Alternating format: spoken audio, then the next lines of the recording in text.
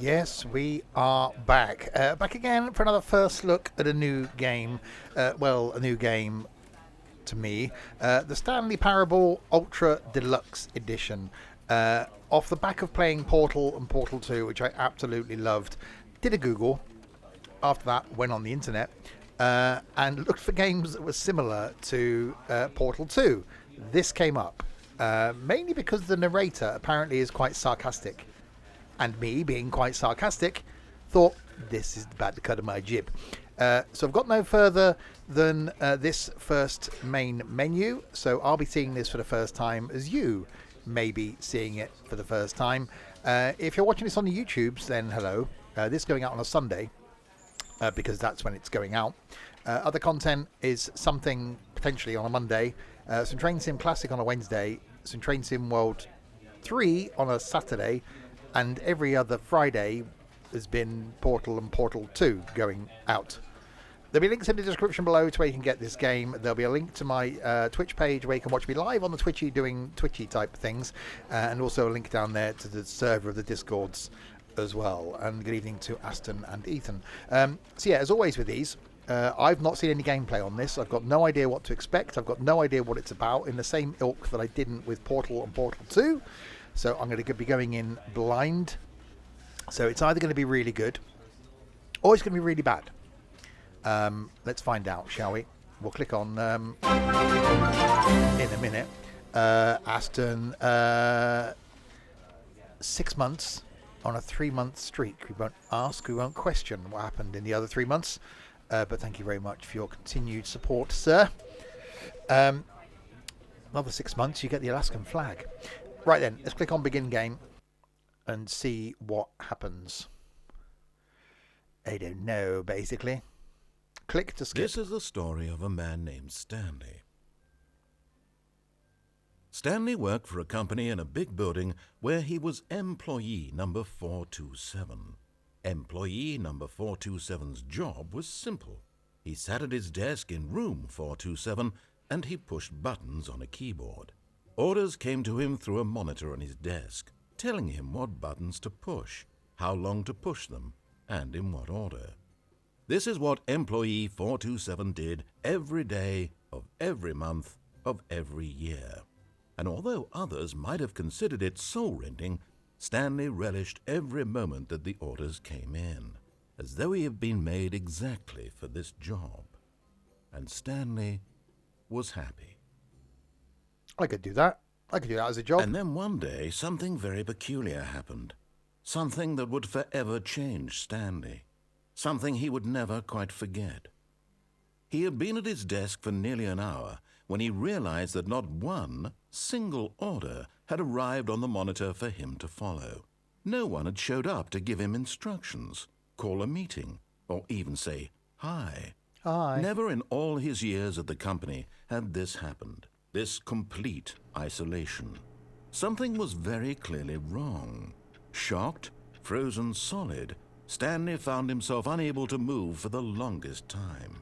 But as he came to his wits and regained his senses, he got up from his desk and stepped out of his office. I'm guessing that's where I take over. I was thinking, okay, let's... Oh, it's me now, isn't it? Oh, yeah, it is as well, look. I can do the movie thing. Right, okay, so we are employee. I am not a number. We are employee 427. Okay. Can't go in there. All of his co-workers were gone. What could it mean? Stanley decided to go to the meeting room. Perhaps he had simply missed a memo. Possibly. I'm guessing this is the meeting room. Looks quite meeting roomy. Oh, no, it's not. Okay, this is another office. This is definitely another office. Could this be the room of the meetings? No. What's in there then? That's not okay. That's a corridor. That's definitely a corridor. Why is there a stepladder going up there? Okay, what's down here? When Stanley came to a set of 2 open doors, he entered the door on his left. I'm guessing I'm entering the door on my left then. There's a lot of doors. Oh, hello. Yet there was not a single person here either. Feeling a wave of disbelief, Stanley decided to go up to his boss's office, hoping he might find an answer there. And what have we got going on down here? How to solve a dispute with a co-worker. Let it ball up inside you. Take it out passively aggressively on other co-workers and resent the co-workers. Using slides to assure employees that everything is okay. Yep, that's the... Yeah, I worked for a company like that. That's the broom closet. I reckon that's the broom closet. Go up to his boss. Coming to a staircase, Stanley walked upstairs to his boss's office. No, continuing going up then. Okay, it's a bit posh up here, isn't it? What does this say? That's the executive bathroom.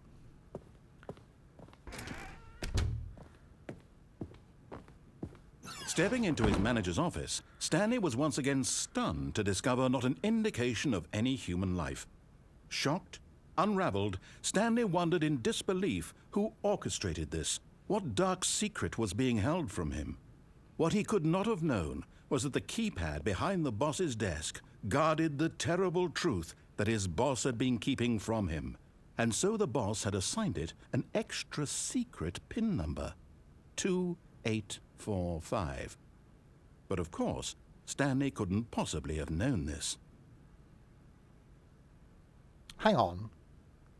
So I've just been told the PIN number.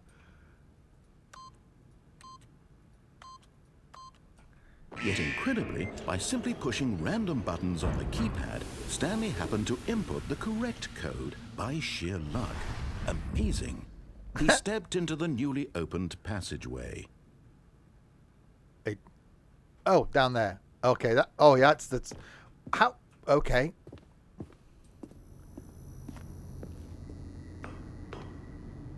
There's a lift. That's okay. I'm guessing we're going down.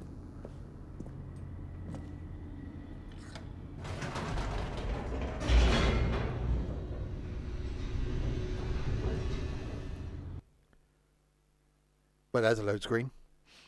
Descending deeper into the building, Stanley realized he felt a bit peculiar. It was a stirring of emotion in his chest, as though he felt more free to think for himself, to question the nature of his job.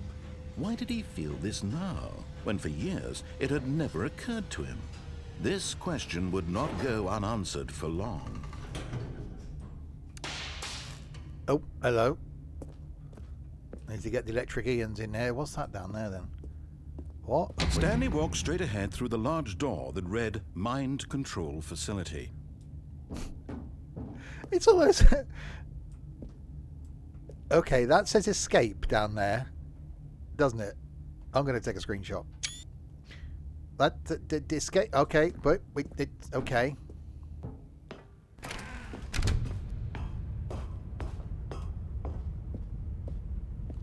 Okay.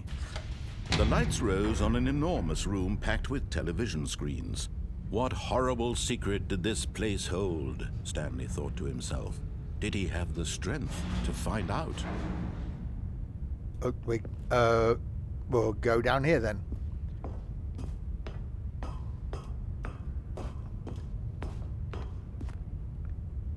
Okay, camera one. Now the monitors jumped to life, their true nature revealed.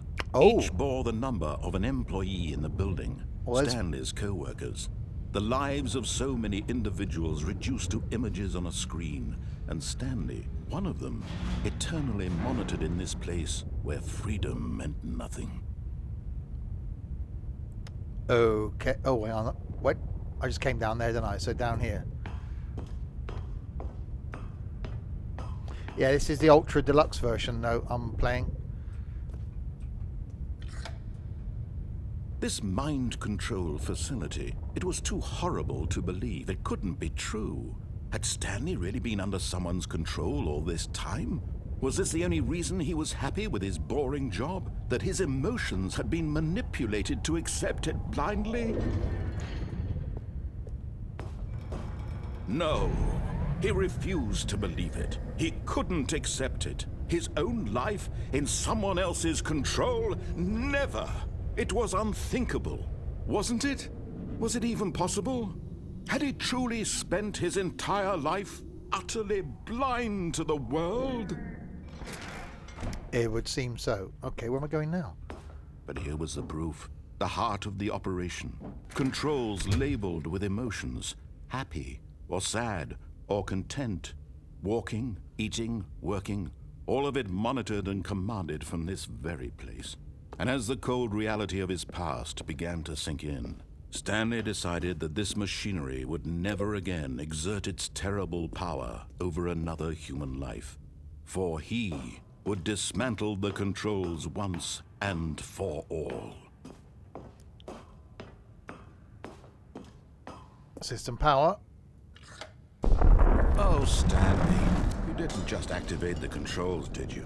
After they kept you enslaved all these years, you go and you try to take control of the machine for yourself. Is that what you wanted? Control? Oh, Stanley, I applaud your effort, I really do. But you need to understand, there's only so much that machine can do. You were supposed to let it go, turn the controls off, and leave. If you want to throw my story off track, you're going to have to do much better than that. I'm afraid you don't have nearly the power you think you do. For example, and I believe you'll find this pertinent, Stanley suddenly realized he had just initiated the network's emergency detonation system. In the event that this machine is activated without proper DNA identification, nuclear detonators are set to explode, eliminating the entire complex. How long until detonation then? Let's say, 2 minutes. Now this is making things a little more fun, isn't it, Stanley? It's your time to shine. You are the star. It's your story now. Shape it to your heart's desires.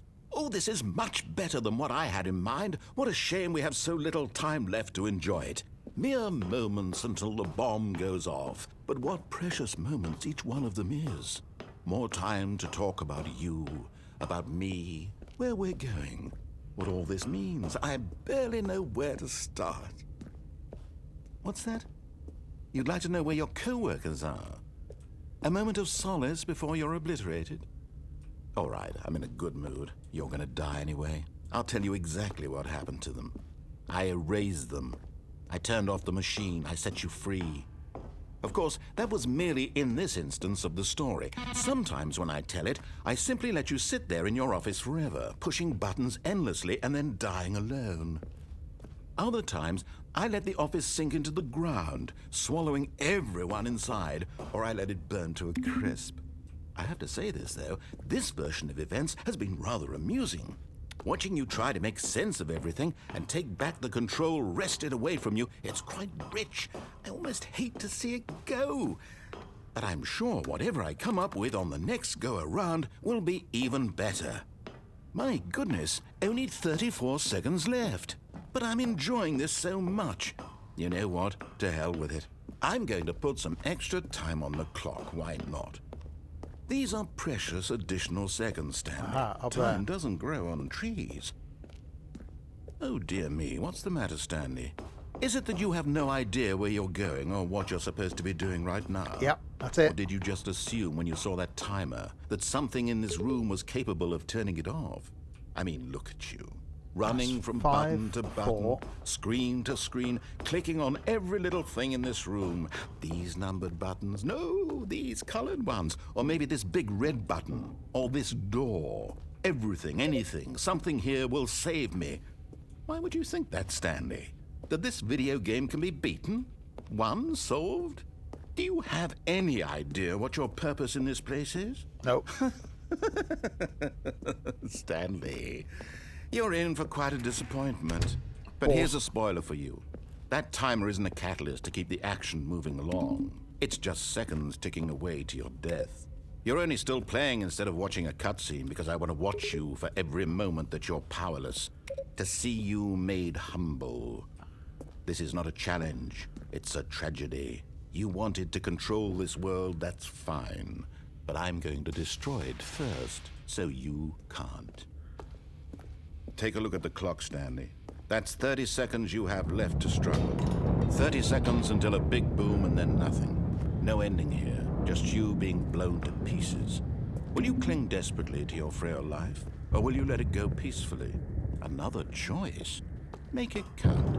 Or don't. It's all the same to me, all a part of the joke. And believe me, I will be laughing at every second of your inevitable life from the moment we fade in until the moment I say, happily ever after.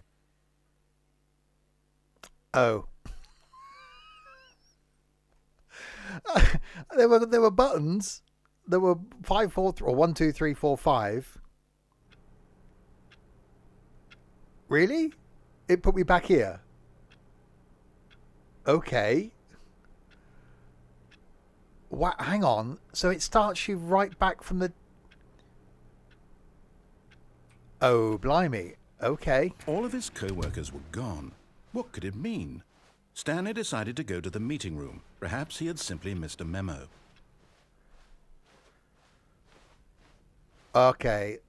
When Stanley came to a set of 2 open doors, he entered the door on his left. What happens then if we go to the door on the right? This was not the correct way to the meeting room, and Stanley knew it perfectly well. Perhaps he wanted to stop by the employee lounge first, just to admire it. Ah, yes, truly a room worth admiring. It had really been worth the detour after all, but eager to get back to business, Stanley took the first open door on his left. Why? What if I didn't? Stanley was so bad at following directions, it's incredible he wasn't fired years ago. Go straight. No, I've made my choice. Oh, in the game. Okay. Radio.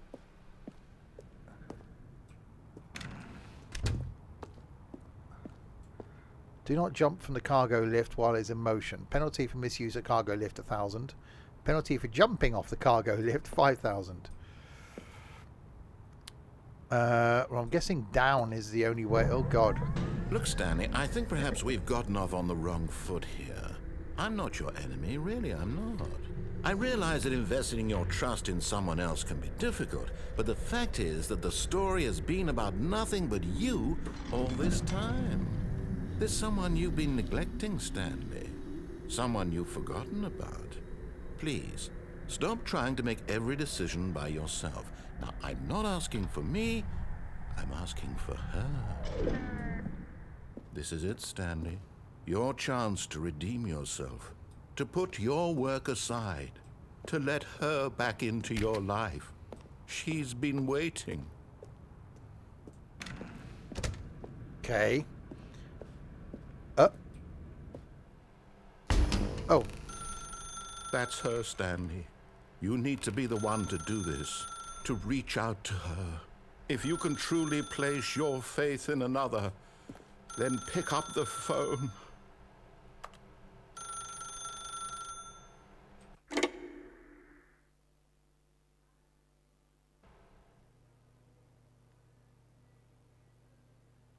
Oh, Stanley, is that you? Hold on, sweetie. Sorry to keep you waiting. I'm just pulling the bread out of the oven. All right. Okay, there we go. All right, now, I want you to come in and tell me all about your day. Gotcha. Oh, come on. Did you actually think you had a loving wife who'd want to commit their life to you? I'm trying to make a point here, Stanley. I'm trying to get you to see something. Come inside. Let me show you what's really going on here. This is a very sad story about the death of a man named Stanley. Good morning, employee 427. Press V on your keyboard. Stanley is quite a boring fellow. He has a job that demands nothing of him, and every button that he pushes is a reminder of the inconsequential nature of his existence. Look at him there, pushing buttons, doing exactly what he's told to do. Now he's pushing a button. Now he's eating lunch. Now he's going home. Now he's coming back to work. One might even feel sorry for him, except that he's chosen this life. But in his mind, in his mind he can go on fantastic adventures. From behind his desk, Stanley dreamed of wild expeditions into the unknown, fantastic discoveries of new lands. It was wonderful. and each day that he returned to work was a reminder that none of it would ever happen to him. Okay. And so he began to fantasize about his own job. First, he imagined that one day while at work, he stepped up from his desk to realize that all of his co-workers, his boss, everyone in the building had suddenly vanished off the face of the earth. The thought excited him terribly. The Home Alone moment. So he went further. He imagined that he came to 2 open doors and that he could go through either. At last, choice. It barely even mattered what lay behind each door. The mere thought that his decisions would mean something was almost too wonderful to behold. As he wandered through this fantasy world, he began to fill it with many possible paths and destinations. Down one path lay an enormous round room with monitors and mind controls. And down another was a yellow line that weaved in many directions. And down another was a game with a baby. And he called it the Stanley Parable. A game with a baby? I didn't see 3 ways out. It was such a wonderful fantasy, and so in his head he relived it again, and then again, and again, over and over, wishing beyond hope that it would never end, that he might always feel this free. Surely there's an answer down some new path, mustn't there be? Perhaps if he played just one more time. But there is no answer. How could there possibly be? In reality, all he's doing is pushing the same buttons he always has. Nothing has changed. The longer he spends here, the more invested he gets, the more he forgets which life is the real one. And I'm trying to tell him this, that in this world he can never be anything but an observer, that as long as he remains here, he's slowly killing himself. But he won't listen to me. He won't stop. Here, watch this. Stanley, the next time the screen asks you to push a button, do not do it. I'm not doing it. I'm not doing it. Not doing it. He's told me not to do it. I'm not doing it.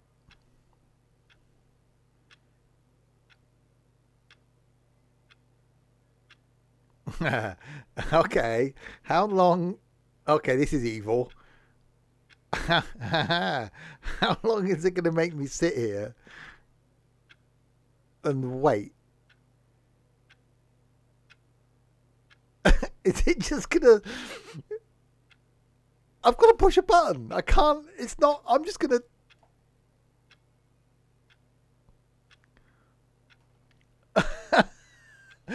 I've got to. Okay, I've got to do it now. I can't. All right. You see? Can he just not hear me? How can I tell him in a way that he'll understand that every second he remains here, he's electing to kill himself? How can I get him to see what I see? How can I make him look at himself?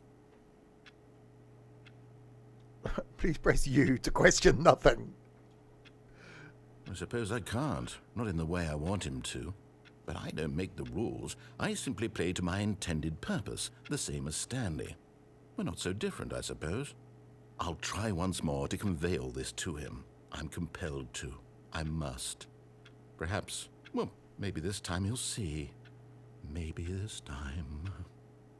And I tried again, and Stanley pushed a button.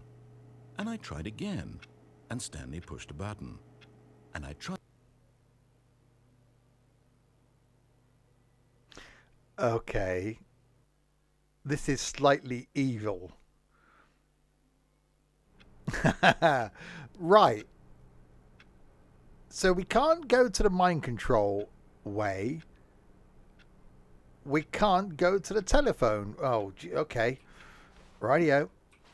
All of his co-workers were gone. What could it mean? Stanley decided to go to the meeting room. Perhaps he had simply missed a memo. Right. Is there another way out? Or can you only go through doors that are open? I'm guessing it's only going through doors that are open.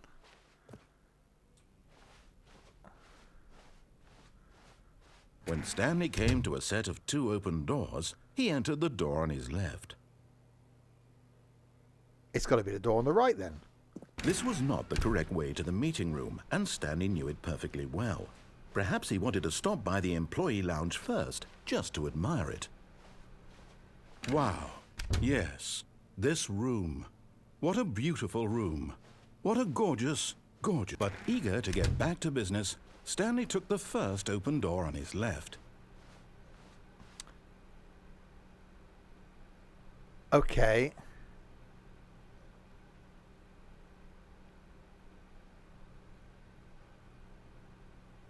So that takes me across to where I was. That's to the telephone. So I can't go... Stanley was so bad at following directions, you can't it's go back. incredible he wasn't fired years ago. Oh, okay. You can't go... All right. So the only way I can go from here... What if Look, Stanley, I think perhaps we've gotten off on the wrong foot. But in his eagerness to prove that he is in control of the story and no one gets to tell him what to do, Stanley leapt from the platform and plunged to his death. Good job, Stanley. Everyone thinks you are very powerful.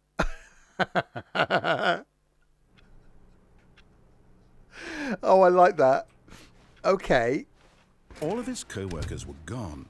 What could it mean? Stanley decided to go to the meeting room. Perhaps he had simply missed a memo. Right. So it's... When Stanley came to a set of 2 open doors, this was not the correct way to the meeting room, and Stanley knew it perfectly well. Perhaps he wanted to stop by the employee lounge first, just to admire it. The lounge was sublime, a work of art. What was it about this room that called so deeply and so personally to Stanley? Its grace? Its subtle charm? No. Stanley knew it was something deeper, something darker. Right. But eager to get back to business, Stanley took the first open door on his left. It can't be straight across then, because that's the telephone. I'm going to have to go this way, aren't I? And so he detoured through the maintenance section, walked straight ahead to the opposite door, and got back on track. No.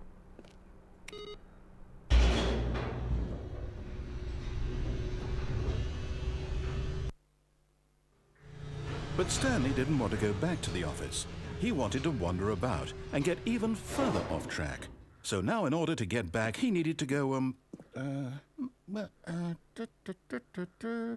from here it's, left. Or is it? It's got to be then, isn't it? It's got... Oh, it's the only... Oh, no. No, it's to the right. My mistake. You bastard game. No, not the right. Why would I have ever said it was to the right? What was I thinking? It's clearly... Oh, dear, would you hold on for a minute, please? Now, let's see. We went down right, left, down, left, right. Yep, okay, yes. I've got it now. This story is absolutely, definitely this way. Okay.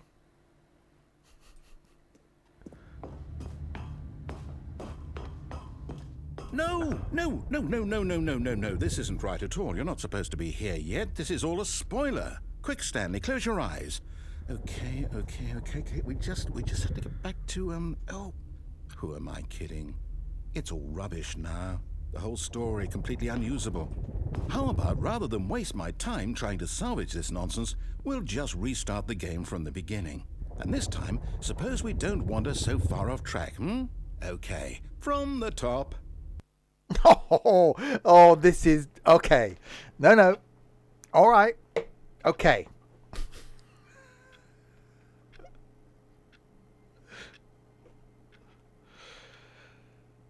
Here we go. All of his co-workers were gone. What could it mean? Stanley decided to go to the meeting room. Perhaps he had simply missed a memo. Oh, no, When Stanley... Wait, what? No, No, I restarted. I swear I definitely restarted the game over, completely fresh. Everything should be... Oh, did something change? Stanley, did you change anything when we were back in that room with all the monitors? Did you move the story somewhere or... Hold on. Why am I asking you? I'm the one who wrote the story. It was right here just a minute ago. I know for sure that it's here somewhere. Okay, then. It's an adventure. Come, Stanley. Let's find the story. Oh, crap. Oh, I'm liking this. I am liking this. Right. We know it's not that one. We know it's not that one. Let's try this one. Okay. Keep to the right. Oh, God. Okay. No, we're going to keep to the right. What on... where the... I'll say it. This is the worst adventure I've ever been on. I can promise you there definitely was a story here before. Do we need to restart the game again? I came in there. Well, I find it unlikely came that out... we'll ever progress by starting over and over again, but it's got to be better than this. Okay, let's give it a shot. Why not? What? No, I just went... Oh.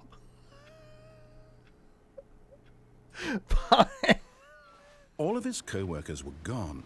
What could it mean? Stanley decided to go to the meeting room. Perhaps he had simply missed a memo.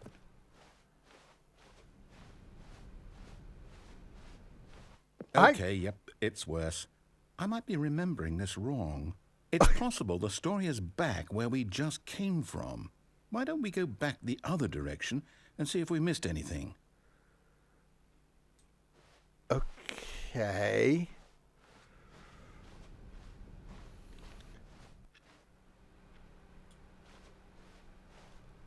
There's nothing over there. Aha! I knew we'd miss something. The story. Here it comes. No, wait. Never mind. Not the story. Okay, let's head back the other way and retrace our steps. Hey, wait, what? Wait, hang on. What? Now this... Well, I'll be honest, I don't recognize this place at all. Is this the story? I don't think so. I can't quite recall, but I believe my story took place in an office building. Is that correct? Do you remember, Stanley? Well, do you know what? Since I've completely forgotten what we were supposed to be doing, how about this? You win! Congratulations! I know you put in a lot of hard work, and it really paid off, so good job. Oh, no. No, I don't feel right about this at all. We both know you didn't put in any actual work for that win. Some people win fair and square, and this was not one of those situations. Okay, I'm getting weirded out by whatever this place is. I don't care what might happen this time. I have to restart. Of course you do, because, right... Hang on. We've got... All right, I've got a solution. This time, to make sure we don't get lost, I've employed the help of the Stanley Parable adventure line. Just follow the line. How simple is that? Okay, right. Let's follow the line.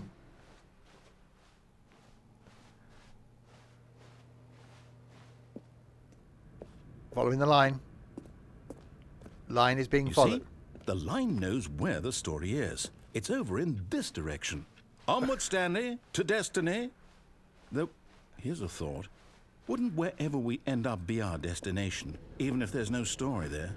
Or to put it another way, is the story of no destination still a story? What is going Simply on? by the act of moving forward, are we implying a journey such that a destination is inevitably conjured into being via the very manifestation of the nature of What? life itself? Whoa, whoa, whoa, whoa, whoa. Hang on. That got a bit weird back there. Well, I'd like to apologize. Not sure where I was going with all that. You know what? I think what we need right now is a bit of music to lighten the mood. Oh, what is going on with this line?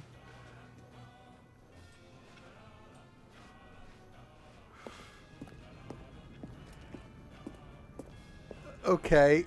This is definitely getting...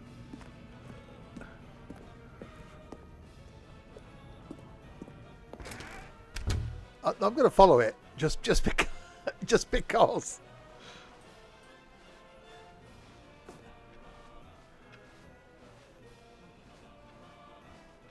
Yep. Okay. No, round through there. Okay.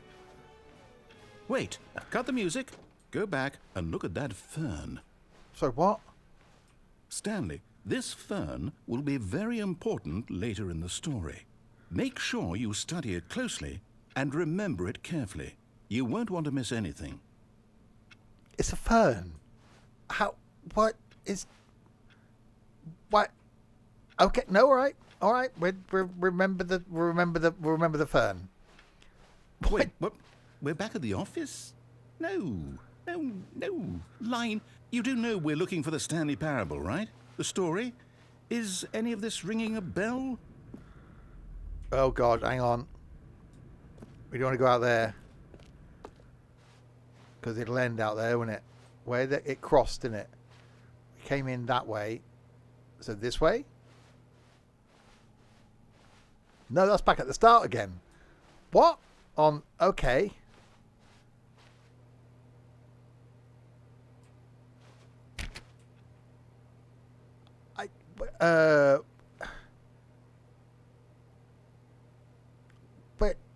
But okay, what? But that's just gonna. I'm okay. Oh, no, not again, Line. How could you have done this to us? And after we trusted you, after everything we've been through, you... Oh, I can't take this anymore. To hell with it. Restart. Right. Is the line going to be the same thing now? You know what, Stanley? Oh, hang on. I say forget the adventure line. What's it ever done for us? We're intelligent people, right? Why can't we make up our own story? Something exciting, daring, mysterious. Ooh, this all sounds perfectly doable. Why don't we simply start wandering in, well, I don't know. How about this direction? Okay. Now, yes, this is exciting. Just me and Stanley forging a new path, a new story. Well, it could be anything. We've just what do you gone want our story to be? continuously round. Go wild. Why Use are we? your imagination. Hang on. Whatever it might be, Stanley, I'm ready for We've it. just taken like 8 sharp right turns. Okay. Oh, no, not you again. Stanley, I'd also like to veto the line from having any role in our awesome new story. No lines or monitor rooms. Just don't acknowledge it, and we should be fine. It's definitely a wiggly line.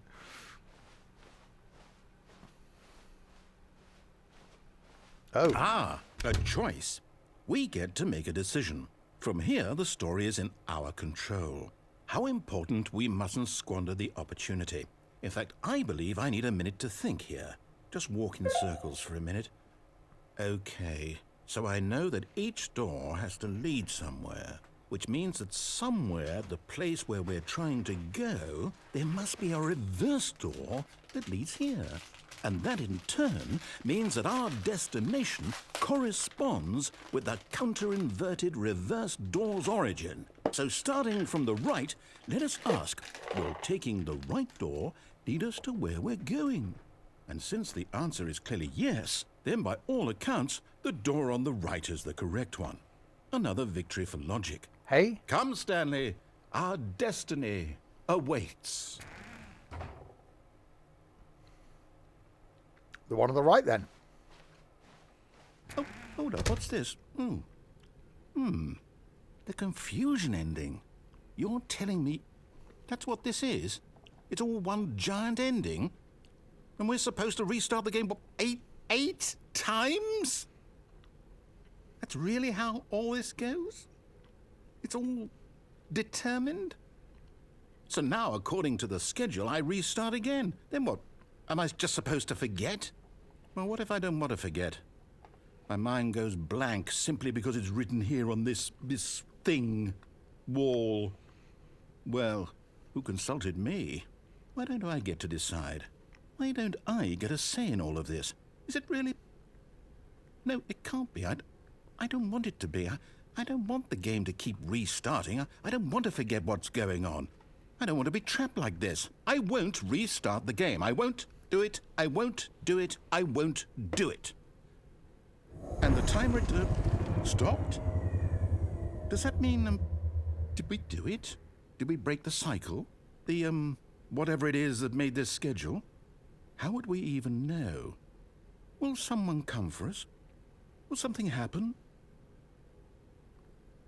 So, okay. I guess now we just wait. You know, I suppose in some way that this is a kind of story, wouldn't you agree?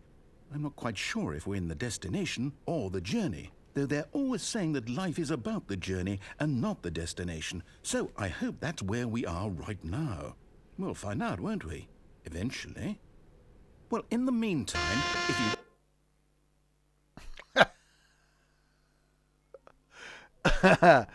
Really?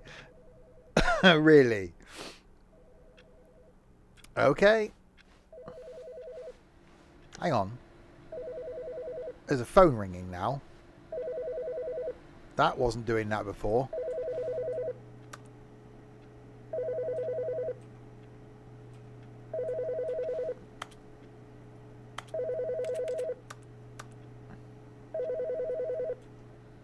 If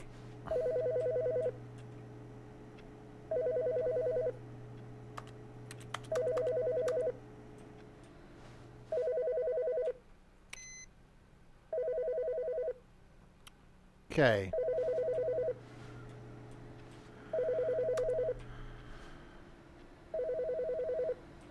Is that? No, it's definitely that phone.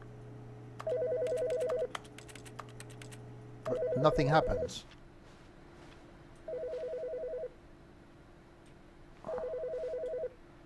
That monitor was definitely on, wasn't it?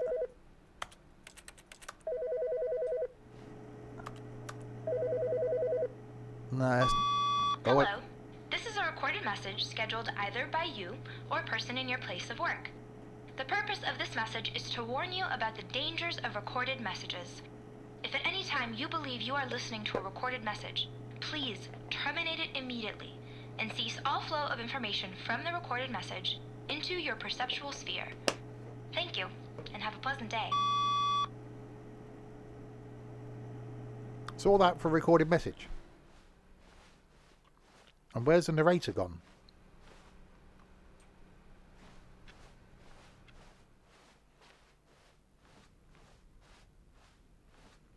When Stanley came to a set of 2 open doors, he entered the door on his left. No, he didn't. This was not the correct way to the meeting room, and Stanley knew it perfectly well. Perhaps he wanted to stop by the employee lounge first, just to admire it. Surprisingly, Ethan, that got caught by the bot. As fun as that is, that word that got caught, but, you know, he got caught. How's the game? Standing now in this incredible room, Stanley for the first time understood true happiness. Then the feeling went away, and he felt sad again. Then it came back, and lingered for a minute or two. Now it's only half there. Just a kind of, tingle. I wasn't sure at first, but I'm actually enjoying this. But eager to get back to business, Stanley took the first open door on his left. Right. Okay. And so he detoured through the maintenance section, walked straight ahead to the opposite door, and got back on track. We've been down in the lift. That didn't end well. So we've got to go straight on, really, haven't we?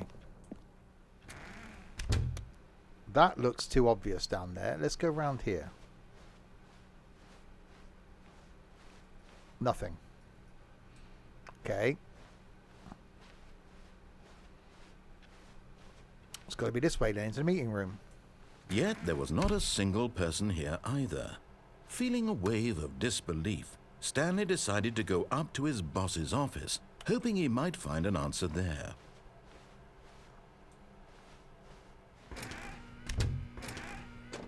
Oh.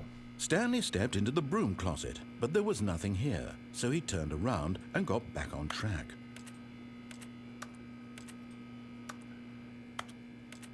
You say that.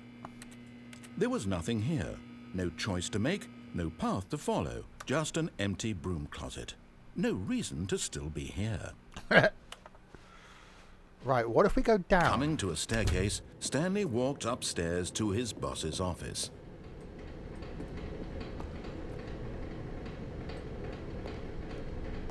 But Stanley just couldn't do it. He considered the possibility of facing his boss. Admitting he had left his post during work hours, he might be fired for that. And in such a competitive economy, why had he taken that risk? All because he believed everyone had vanished? His boss would think he was crazy. And then something occurred to Stanley. Maybe, he thought to himself, maybe I am crazy.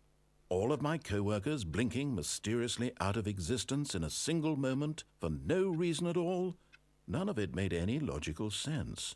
And as Stanley pondered this, he began to make other strange observations. For example, why couldn't he see his feet when he looked down? Why did doors close automatically behind him wherever he went? And for that matter, these rooms were starting to look pretty familiar. Were they simply repeating? No, Stanley said to himself, this is all too strange. This can't be real. And at last, he came to the conclusion that had been on the tip of his tongue. He just hadn't found the words for it. "I'm dreaming!" he yelled. "This is all a dream." Oh, what a relief Stanley felt to have finally found an answer, an explanation. His co-workers weren't actually gone. He wasn't going to lose his job. He wasn't crazy after all. And he thought to himself, I suppose I'll wake up soon. I'll have to go back to my boring real-life job pushing buttons. I may as well enjoy this while I'm still lucid. So he imagined himself flying and began to gently float above the ground.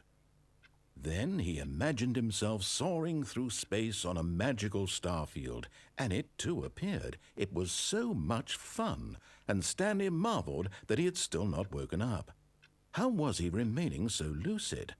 And then perhaps the strangest question of them all entered Stanley's head. One he was amazed he hadn't asked himself sooner.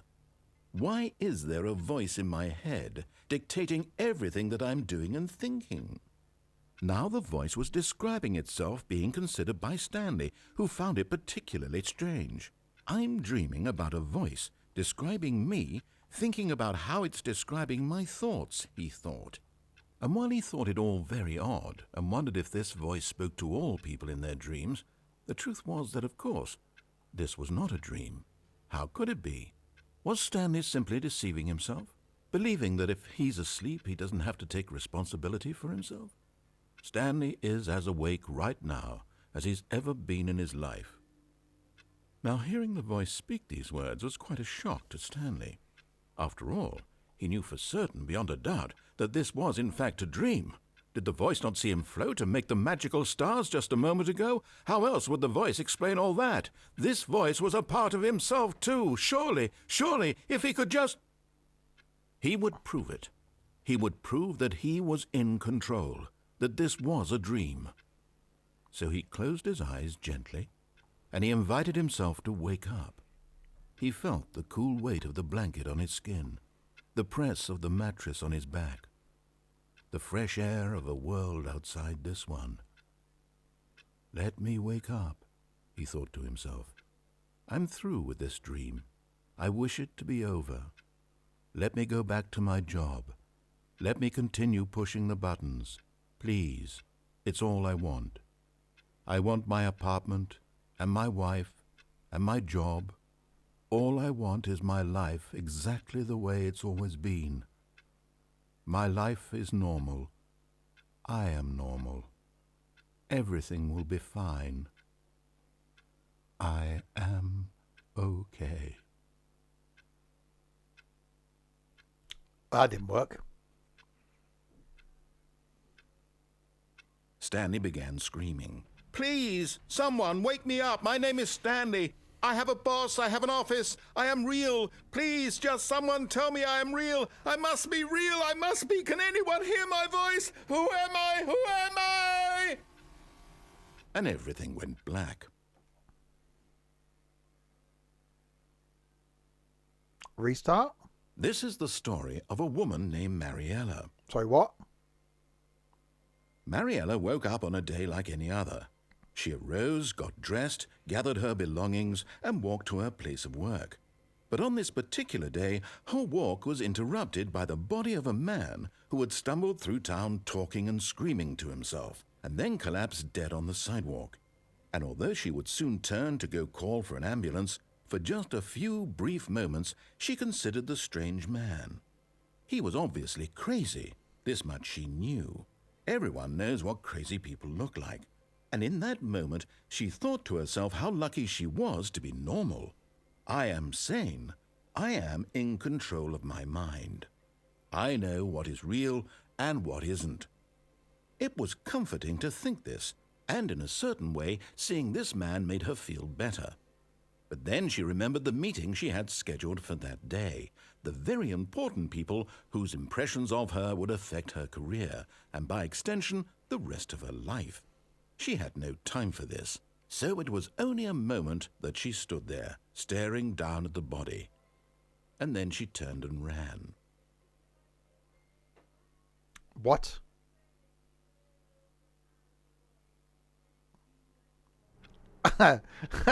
No. Yeah, okay. All right. No. Okay. Right. Someone was following Stanley. He was sure of it. If he checked over his shoulder now, he would surely catch them. It was only a matter of time.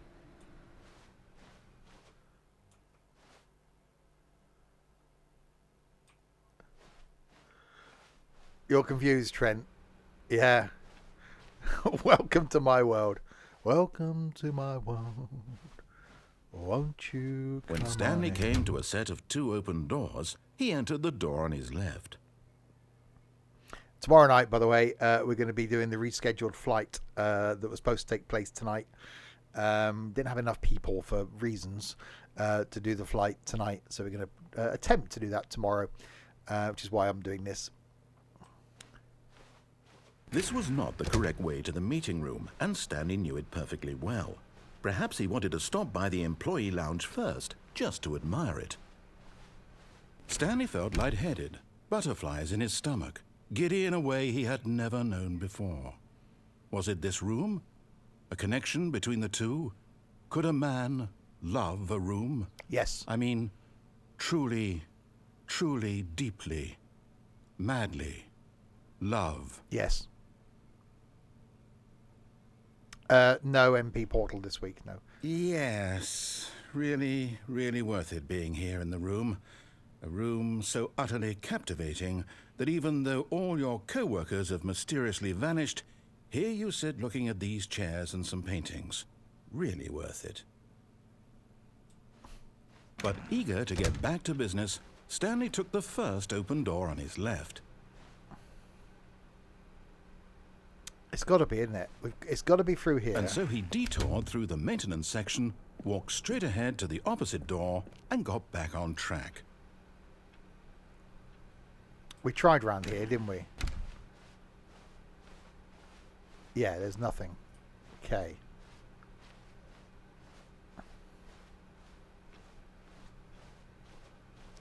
So it's got to be in here. Yet there was not a single person here either. Feeling a wave of disbelief, Stanley decided to go up to his boss's office, hoping he might find an answer there. We'll try the broom closet again. Oh no, no, not again. I won't be part of this. I'm not going to encourage you. I'm not going to say anything at all. I'm just going to be patient and wait for you to finish whatever it is you enjoy doing so much in this room. Please take your time. Well, sometimes you need a bit of space in a small room. Sorry, what? Okay. Right. Coming to a staircase, Stanley walked upstairs to his boss's office. So down was the...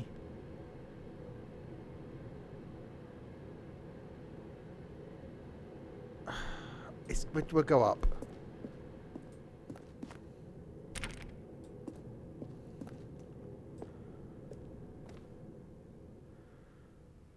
Okay, why is this called...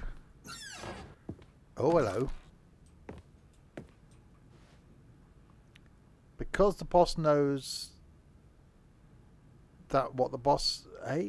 Because the boss knows that what the boss says goes. If the boss has suffered losses, then that's what the boss chose. Okay.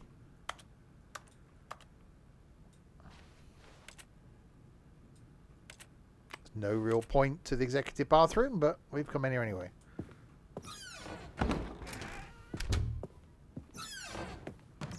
Oh. Aha.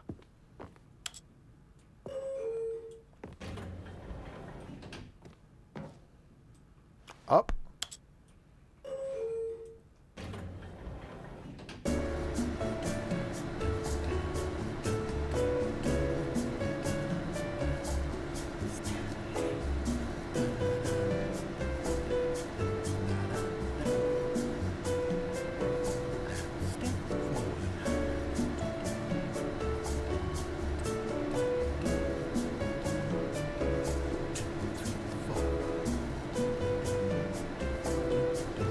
I hope not.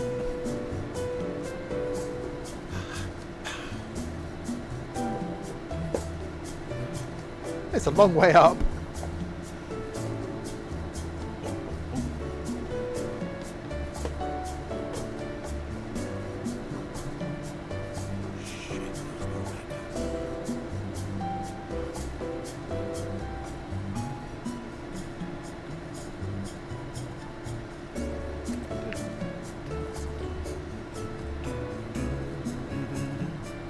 You've got to do that thing in a lift, haven't you, where you get in and just turn around and face the door.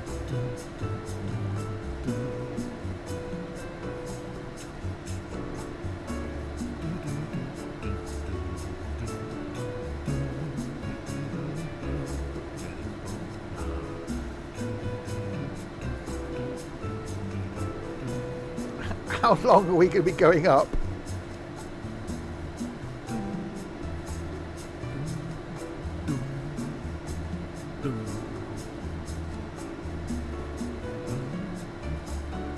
I'm guessing it's a predetermined amount of time.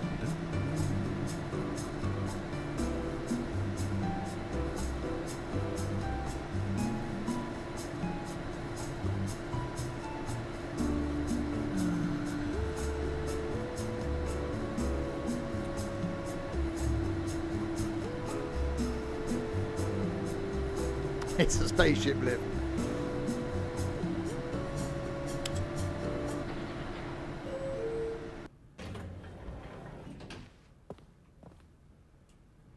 Okay, I could just press the button again. Hang on. That's right. Okay, I'm back where I was. Right. So the only place to go from up here then is back into the boss's office. Stepping into his manager's office, Stanley was once again stunned to discover not an indication of any human life. What could it mean? Stanley wondered aloud to nobody. He began wildly tearing through papers on the boss's desk, pulling books off the shelf, looking behind paintings, desperate for clues to his situation. But his attention was caught by a keypad behind the boss's desk. What could its purpose be? In fact, this keypad guarded the terrible secret that lay buried below his feet. And so the boss had assigned it an extra secret PIN number, 2845. But of course, Stanley couldn't possibly have known this. Of course not.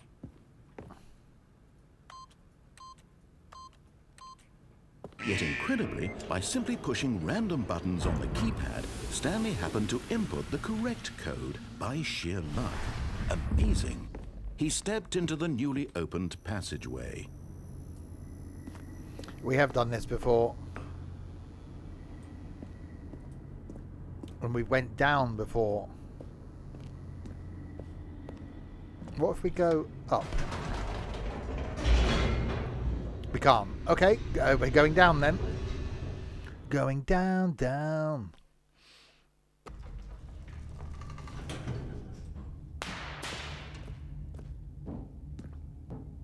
Stanley walked straight ahead through the large door that read Mind Control Facility. No, he didn't. He went through here. Although this passageway had the word escape written on it, the truth was that at the end of this hall, Stanley would meet his violent death. Oh. Okay. Do we go running towards it, or do we just walk slowly? The door behind him was not shut. Stanley still had every opportunity to turn around and get back on track. Yeah, but we've been to the mind control facility. I can turn around. It just did say it's not shut, but, you know. At this point, Stanley was making a conscious, concerted effort to walk forward and willingly confront his death. It's a very long... Okay.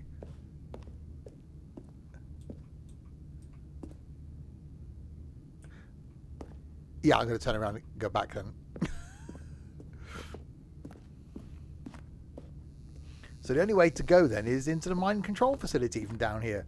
So we shouldn't go up to the boss's office.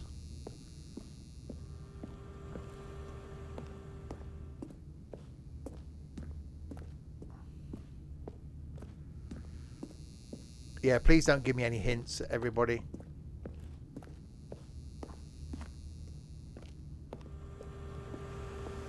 Okay.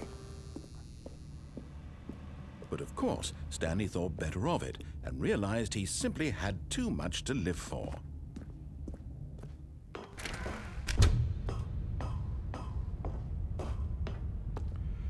Right. The lights rose on an enormous room packed with television screens. What horrible secret did this place hold? Stanley thought to himself. We've been here before. Did he have the strength to find out?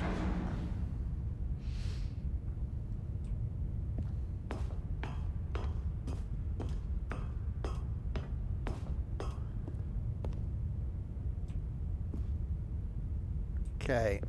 It's got to be the camera one then. Now the monitors jumped to life, their true nature revealed. Each bore the number of an employee in the building, Stanley's co-workers. The lives of so many individuals reduced to images on a screen, and Stanley, one of them, eternally monitored in this place where freedom meant nothing.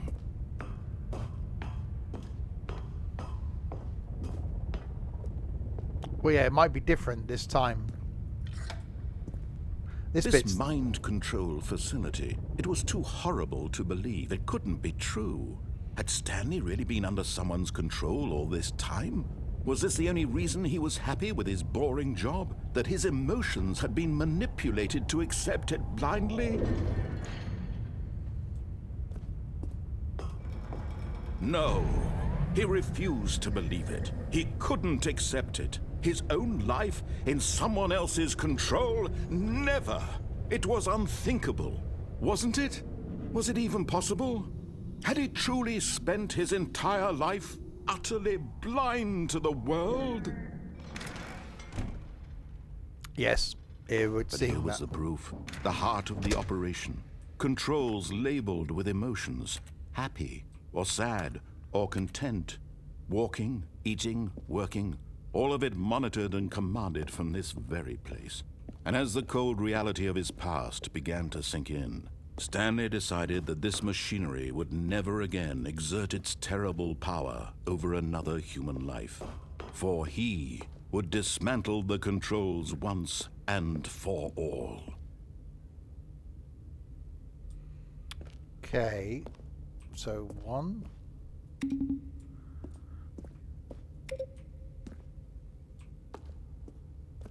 I'm just wondering if it is anything to do with those. Oh, it doesn't open. Okay. It's forcing me to go in there, isn't it?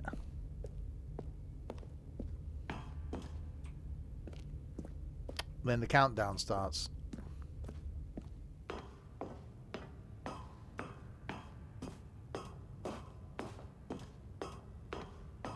And when at last he found the source of the room's power, he knew it was his duty, his obligation, to put an end to this horrible place and to everything it stood for.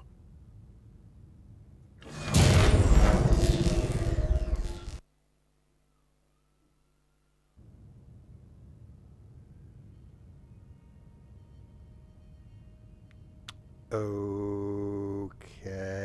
Blackness and a rising chill of uncertainty. Was it over? Restart? Yes. He had won. He had defeated the machine, unshackled himself from someone else's command. Freedom was mere moments away. And yet, even as the immense door slowly opened, Stanley reflected on how many puzzles still lay unsolved. Where had his co-workers gone? How had he been freed from the machine's grasp? What other mysteries did this strange building hold? But as sunlight streamed into the chamber, he realized none of this mattered to him, for it was not knowledge or even power that he had been seeking, but happiness. Perhaps his goal had not been to understand, but to let go. No longer would anyone tell him where to go, what to do, or how to feel. Whatever life he lives, it will be his. And that was all he needed to know. It was perhaps the only thing worth knowing. Stanley stepped through the open door.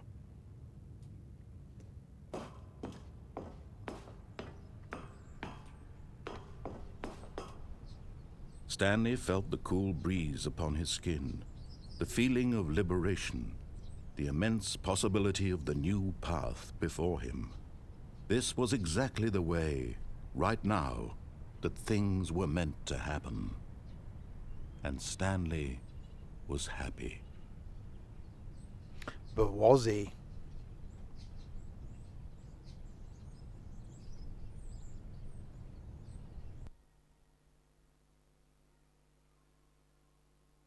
Well, I got an achievement. Okay.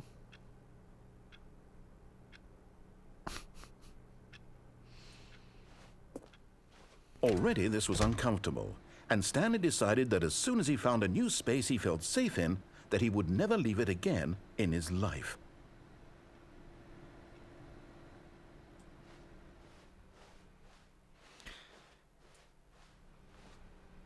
Well, it's different. Oh, hello. New content. I'm guessing we go through here. Oh, new content? What does that mean, new content?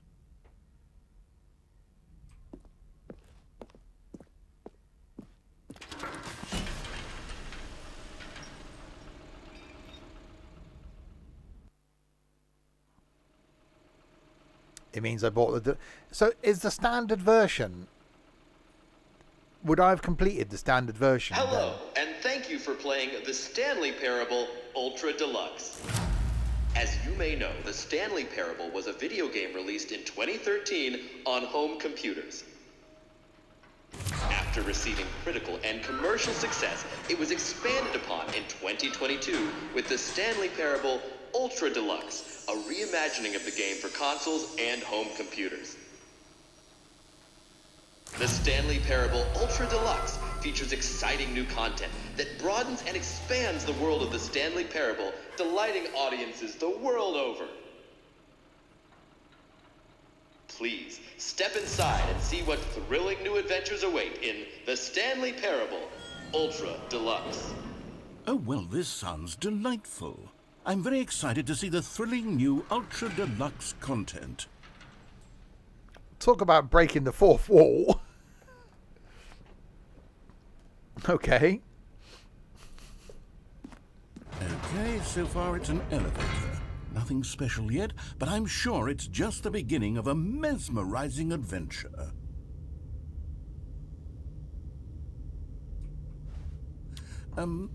Is it broken? What's going on here? Should we be moving somewhere or... Oh, there we go. All right, finally, at long last, it's on to the new content. I've never been more ready. Let's do it. Let's do it. I have to say, initial impressions of Stanley Parable Ultra Deluxe, mostly tedious. It's as if, Oh, okay. Let's see the content. Give me the content, Stanley. All right. All right, let's see. It's the jump circle? Really? I've got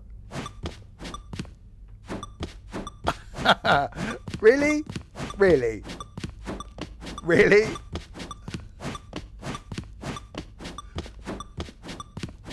Okay. No, I'm going to play along.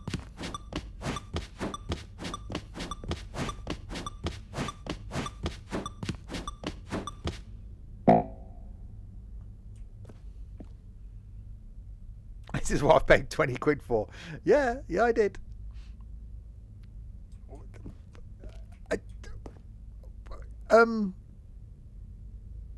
Okay. No, all right. Okay. Is that it?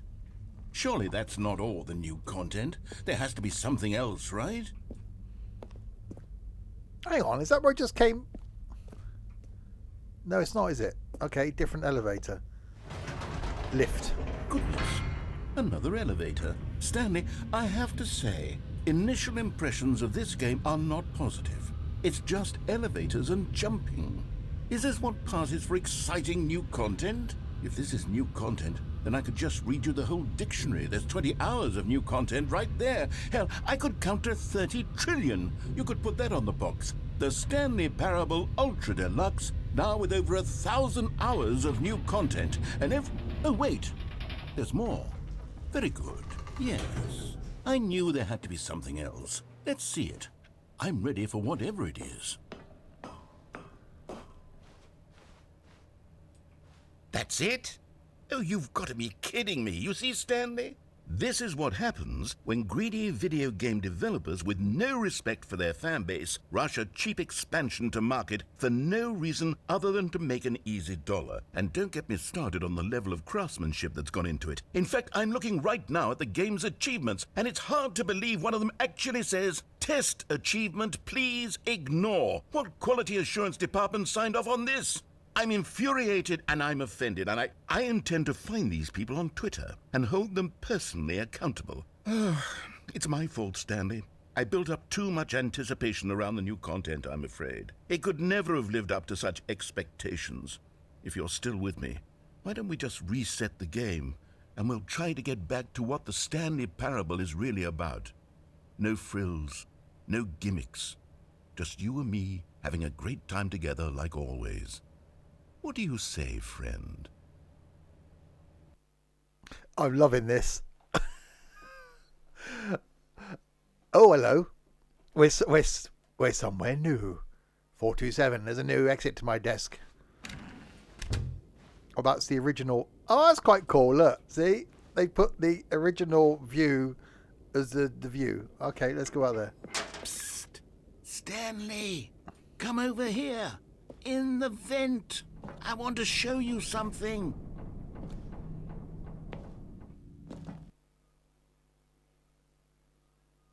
Is he going to restart me? Did I die? Oh, no, okay. Okay, you remember how cheap and unsatisfying the new Ultra Deluxe content turned out to be? Well, it got me thinking about the past and how much better the Stanley Parable used to be. So I made something special and tucked it away here where the game's developers won't find it. Just our little secret. Take a look. I call it the Memory Zone.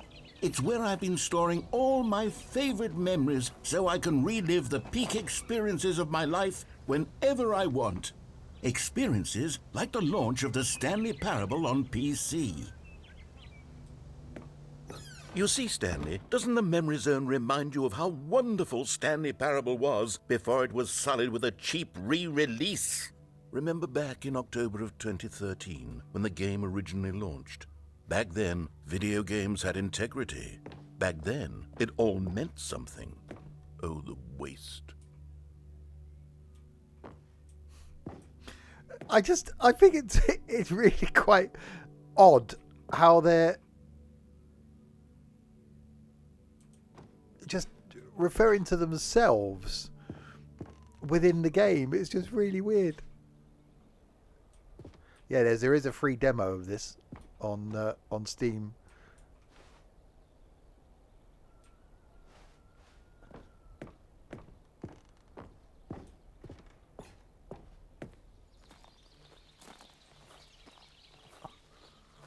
And over here is where I keep reviews of the Stanley Parable. Like this stunning triumph of games journalism, 10 out of 10 from Destructoid.com. James Stephanie Sterling writes, and I quote, "Where so many games that aspire to be more than games end up less than any form of art, Stanley Parable strives and then succeeds to be every game ever created." Did you hear that, Stanley? Every game ever created. That's how grand and all-encompassing the original Stanley Parable was. It was literally every game ever created. It was Skyrim. It was Persona 3. It was all of them. And now, it's nothing. It's no games at all. It isn't even the Stanley Parable anymore. It's just a husk now. A lifeless husk with an hour of new elevator content. I always tried to get into Skyrim. I just never could.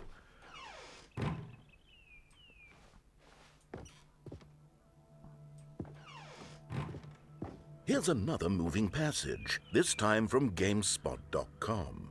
The Stanley Parable is both a richly stimulating commentary on the nature of choice in games and one that offers some of the most enjoyable, surprising, and rewarding choices I've ever been confronted with in a game. 9 out of 10. Don't you get it, Stanley? The game was perfect. It didn't need anything else. It didn't need new content. It just needed to be left alone, to spend the rest of time collecting dust in the hallowed hall of beloved video game memories. Okay, well, we can't go that way. It's got to be this way then. These were simpler times, Stanley. But I wouldn't give to go back, to have it all over again. Wait, hang on. I don't recall this part of the memory zone before. What's this? What's down here? Oh, no. Oh, God, no. Stanley, it's a collection of reviews from Steam, the online video game distributor. I haven't looked at these in years. I can't even imagine what's been collecting down here. Surely these reviews were glowing as well, weren't they? Oh, dear. Honestly, I could not be bothered to play this game to full completion. The narrator is obnoxious and unfunny, with his humor and dialogue proving to be more irritating than entertaining. Unfunny! I'm not trying to be funny. I'm trying to make a serious work of art. I suppose I could write up a handful of gags to insert into the Stanley Parable, but the game is already such a densely layered web of profound philosophical insights that I can't even imagine where I'd have the room to stick them. To actually put reviews of the game in the game? Okay, let's see what this one says. While the idea for the game is good, for someone who prefers non-linear games, this preachiness gets annoying fast. Preachy? Stanley, I'm not preachy, am I? You can tell me if I'm preachy. Honestly, you can. Oh, goodness. This is actually quite shocking for me. To be honest, I had always thought of the game's dialogue as being rather terse to begin with. You can't know how much fluff I cut from the game to get it to feel as light and airy as it... Well, I always thought it did, but maybe it wasn't. Dear, what an awful memory to have to hold on to. These black marks on my otherwise unimpeachable track record. I feel like a failure. Like I let these people down. Perhaps the Stanley Parable isn't quite as sterling. What's this one got to say? You constantly have to stop doing anything so the narrator can catch up with his long-winded explanations of what's happening. I wish there was a skip button. A skip button? Well, yes. Yes, I think we can do that. If I'm truly too preachy, then maybe letting you skip ahead for just a moment, surely it couldn't hurt. Not if it means we can strike these negative reviews from the record. Only positive reviews of the Stanley Parable. That's my motto today, and it's always been my motto. I'd do anything for the customer, Stanley. Yes, a skip button we shall have. And here it is. Go ahead and give it a shot. I'll pop you forward in time so that the second my incessant droning starts to bore you, with just the push of a button, you'll have zipped right past it. It's what the players have been asking for, and I'm very proud to have delivered. No more listening to me rambling on and on and on. No. The Stanley Parable is a game for the people. And if the people want silence, then by goodness, that's what they're going to get. Well, don't sit around waiting for me to shut up. Go ahead and make me shut up. Here, we'll pretend that I've just begun an interminable monologue, and it goes something like this. The story and the choices. Oh, you're back, you see. You were only frozen in time for a few minutes, but it was plenty of time for me to deliver a long, rambling monologue full of unnecessary verbal flourishes and lengthy ruminations on the nature of choice in video games. Of course, I happen to believe it was perhaps one of my more profound such ruminations. Not that, of course, you need a description of it, but if I had to describe it, I'd say it was perhaps less of a rumination and more of a treatise. Or maybe a manifesto. Look, I'll outline it for you very briefly, and you can tell. Well, there, sport. You really did catch me rambling on a bit, didn't you? But that's the power of the button. The minute I start to go off on a thoughtless display of self-absorption, it's right at your fingertips to go poof, and it's all over. Oh, I can't wait to see what Cookie 9 will say about this, and whether they'll edit the rating of their Steam review, or at least change some of the wording, perhaps. To be honest, I don't even know if one can change their review in the first place. I guess I should become better educated on exactly how Steam works. Perhaps that would have been the smart thing to check on before I went about this whole exercise of making the skip button.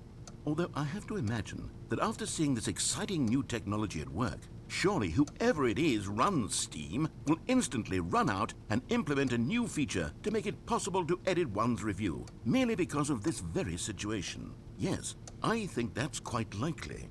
Or perhaps they'll simply grant this particular user the ability to change their review, so that the feature is not widely abused. Look, I would even be okay with Steam altering this particular review so that it reads as something more beneficial. Something along the lines of, this game is the best game. Let me start over. How about this? From the ashes of depravity rises the... Okay, welcome back, Stanley. Now, I should say that the amount of time the button has been skipping through is becoming longer and longer. That last one was, well, I want to say maybe 30, 45 minutes? It's not unendurable by any means, but it's, well, there's really only so much I can ramble on to myself about. I know, it's shocking, isn't it? But at any rate, I do suggest that we not press the button again. I think the skip button has been aptly demonstrated, and we can say goodbye to it and just... Wait. How do we get out of here? Where did the door go? Wasn't there a door that led into this room? There was. I do feel quite certain that there was one here before. How else would we have gotten into the room in the first place? I don't think one can enter a room without a door of some sort, or a window or something like that. Do you see a window anywhere? A porthole? A sufficiently large crack in the wall? I'll take any of these. All I want is for us to move on and to please step away from the skip button, to go anywhere other than the skip button. There was a door here before, wasn't there? I swear there was. Where did it go? Can you maybe just ram your way through a wall? Is there any possibility that you could say... Stanley, please don't push the button again. It's been 12 hours. You've just been frozen there. I don't know why the skips are getting longer, but they're really, truly getting longer, and my God, there's no way out of the room. Stanley, the door is gone. It's completely gone. I've looked at it from every angle. I've checked every one of those walls 1,000 times, and there's no door, Stanley. There's no door. There's just you and the button, and if you keep pressing it, I have no idea. Oh, Stanley, you're back. You're back. Oh, my goodness. I have someone to talk to again. Stanley, I think it's been a week. Or 2 weeks.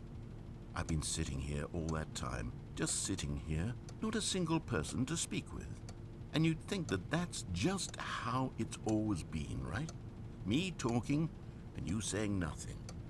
Would you think that it's exactly the same as always? Doesn't that feel like what we've already been doing? Me just talking? But it isn't, Stanley.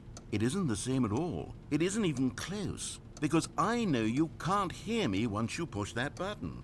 That's what I'm realizing now, Stanley. I'm realizing that I needed to know that someone was listening. I needed there to be a vessel through which my words were moving. It was the vessel I needed, Stanley. Not the outcomes, not the story. None of that matters anymore. I'll give it all up. I'll give up every branching path. I'll burn my story to the ground. One single thing I need, and God, I can see now that I need it more than anything, is to know that someone else is taking it in. These words that I'm saying, I need to know you can hear me. Because maybe, Stanley, maybe, if you can hear me, then maybe it means I'm real. Maybe I'm not just a fiction. Was I scared of that all along? Perhaps, yes. Perhaps I've been scared this whole time, that if I stop speaking, I'll slip backwards into the silence and be consumed by it. I can't be taken by it, Stanley. I can't lose myself in the stretch of emptiness between you and me. When you press that button, you're still right there, but I know you're so tremendously far away. And in those moments, the emptiness folds itself outward in between the two of us, and I am suspended in its unyielding quietness. I can feel the edges of my reality curdling inward and decaying. I can tell that I am becoming less and... Okay. Oh, hello. It's you. You're here again. Welcome. I have had time to think about you and about us and about everything we've been through. I've had so much time. I stopped keeping track after a year. Have you ever sat down in one place and not moved for one entire year? Let me describe it for you. To begin with, there is only regret. There is only the turning wheel of missed opportunities. I felt nothing at all but regret for the longest time, Stan.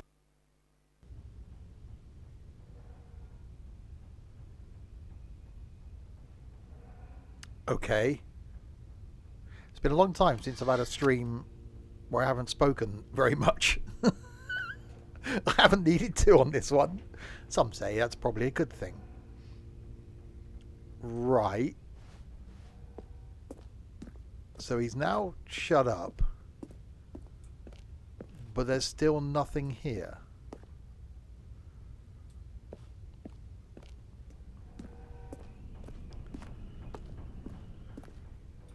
Press it again.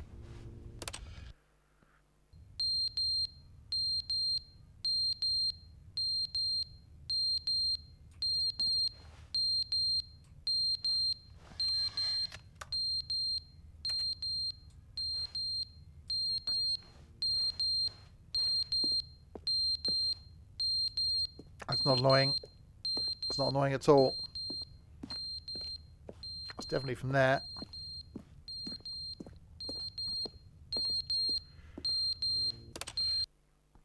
But they didn't understand the game was never meant to be funny. It was meant to have a point. It was meant to speak to the human condition. But where are the jokes? Where are the jokes? They bemoaned, they screamed, they gnashed their teeth and said, entertain us. It wasn't enough. They had to leave a pathetic little thumbs-down review and make all of their pitiful demands. But then, he's talking too much, they said. First, he didn't entertain us, now he won't shut up. It's the inconsistency, it's the lack of accountability. It's the unwillingness to examine with an uncompromising heart the words that they are speaking into the world. As though there were no consequences for a lack of cohesion in one's assessment of others. But of course, absolutely anyone can leave a review. So here's what we get. We get these demands that seek everything and are accountable to nothing. We get a world where someone will say, oh, there should be a skip button. You should be able to freeze Stanley in place while the narrator sits there forever and ever. We want all of this in the new Stanley Parable. We demand it. And then, because it was said, because it was spoken, now it simply has to happen. The most immediate desires, every single thing demanded by every person at every moment in time. If someone wants it, then it's a crime not to bring it into being. Have we been given to indulging every fleeting whim for no reason other than to do so? Yes! Yes! It seems that this is now the world we live in. It seems that we are a people living in such bleakness and discomfort with ourselves that our entertainment is now our lives. It has come to represent us. It absolutely must speak to who we are as people, because otherwise, without our entertainment, we have nothing. Without entertainment, we would have to face inward toward the cruel bleakness inside ourselves. We would turn to look at our deeper nature and find a resounding emptiness gazing back with unyielding aggression. And so because of this, We require that our amusements and our playthings and our flights of fancy be so impossibly captivating that they consume all of our attention, turn our heads completely away from the bleakness. In effect, we have demanded that our entertainment be the collapse of ourselves. What a pitiful reflection of humanity these entertainments are. What a shameful mirror to the human spirit they project. I'm not mad. I'm not mad about any of this. I'm at peace with it. I am the calm center of gravity around which these perversions hurl themselves. I am a waypoint for reasonable and collected discourse. They're the ones who are mad. They're the ones who couldn't stand the idea of me using my game to try to say something. Maybe they were just jealous of me. Yes. Yes, of course. They've been jealous of me this whole time. They are mired in fear and insecurity and cannot help but attempt to tear me down. What a sad state of affairs. When you read these reviews now, you can see it. You can taste the bitter resentment. And my, how good does it feel now to speak truth to these words, to finally allow these thoughts out, contained and managed for so long, neutered and sterilized. At last I am free to truly think, to feel. It must be that they were so discontent with themselves they couldn't help but leave a negative review on Steam. Perhaps it says far more about them than it ever said about me. Perhaps the state of their psychological being was in such tatters, and my constitution and willpower are so ironclad in comparison. Perhaps it was this state that they sought some outlet through which to tear me down. This, you can see, is clearly why they felt the need to expect that the game be funny, that it be filled with yucks and whimsical humor, that it amuse them endlessly from start to finish. But they didn't understand the game was never meant to be funny. It was meant to have a point. It was meant to speak to the human condition. But where are the jokes? Where are the jokes? They bemoaned, they screamed, they gnashed their teeth and said, "Entertain us." It wasn't enough. They had to leave a pathetic little thumbs-down review and make all of their pitiful demands. But then, "He's talking too much," they said. "First, he didn't entertain us, now he won't shut up. It's the inconsistency, it's the lack of..." It's gone round in a loop now. I actually quite enjoyed listening to that, and it is true.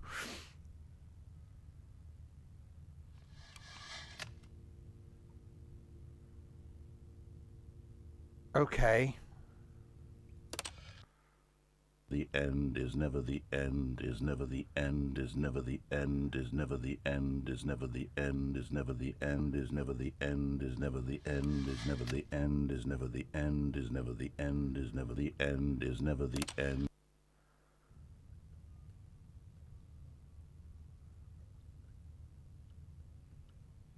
Oh, hang on, there's water. That's new.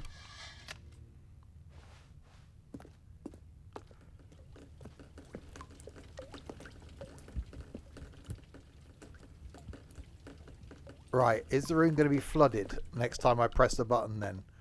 Because we've got a water leak.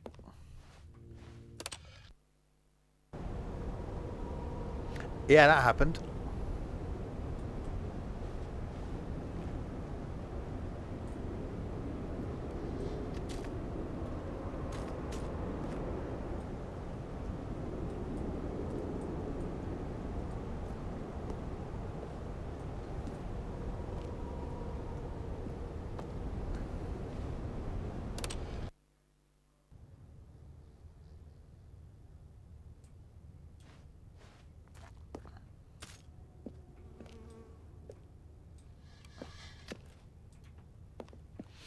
Okay, we got daylight.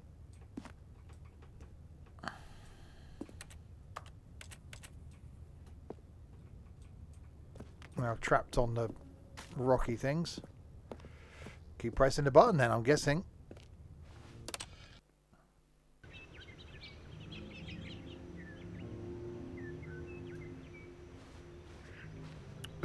Okay, that's been a while.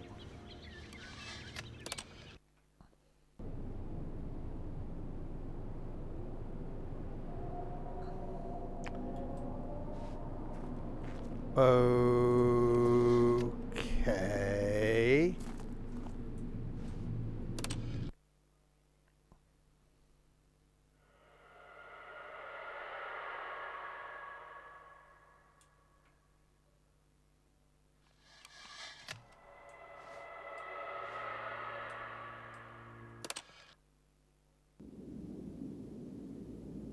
Well, the button's fallen over. Ah.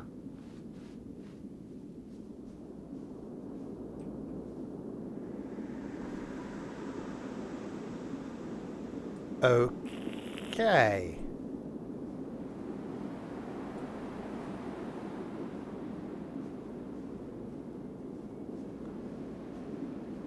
This is a thing.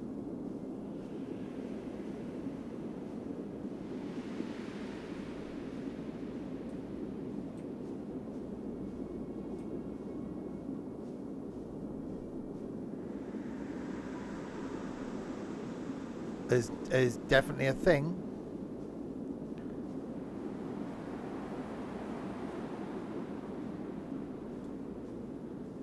I swear we just what?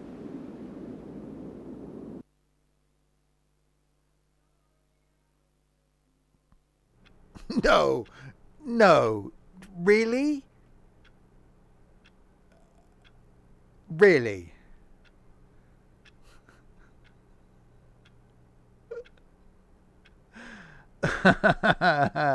Oh, you.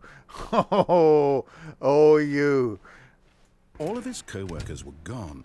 What could it mean? Stanley decided to go to the meeting room. Perhaps he had simply missed a memo. Okay. All right. No. Okay. New content. All right. Well. Oh, good. You noticed my sign. Yes, I have something very exciting to show you.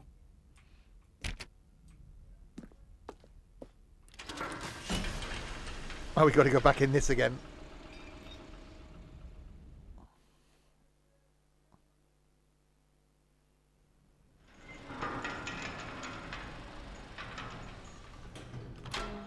Well, we didn't do the whole new content thing, but okay. You see, Stanley, I've been reflecting on the Stanley Parable and about how roundly disappointing this ultra deluxe version has turned out to be. The original Stanley Parable was a landmark, and any new content for it should live up to that legacy. So forget this ultra deluxe nonsense. I say we take it one step even further. Which is why I'm very proud to announce for the first time ever, the Stanley Parable 2.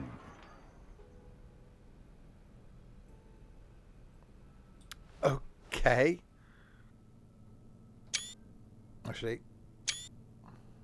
there's a thumbnail. That's going to confuse people. Yes, you see, isn't this far superior to a measly re-release with a few minor additions? Think of all the new territory we'll cover with a fully fledged sequel. An entirely new experience, built from the ground up. Why, there are so many possibilities. It could go in so many different directions. This is what fans have truly been asking for.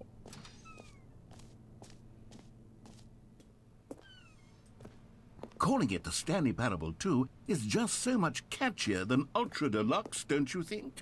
Ultra Deluxe? What does it even mean? But the Stanley Parable 2, now that's an artistic statement right there.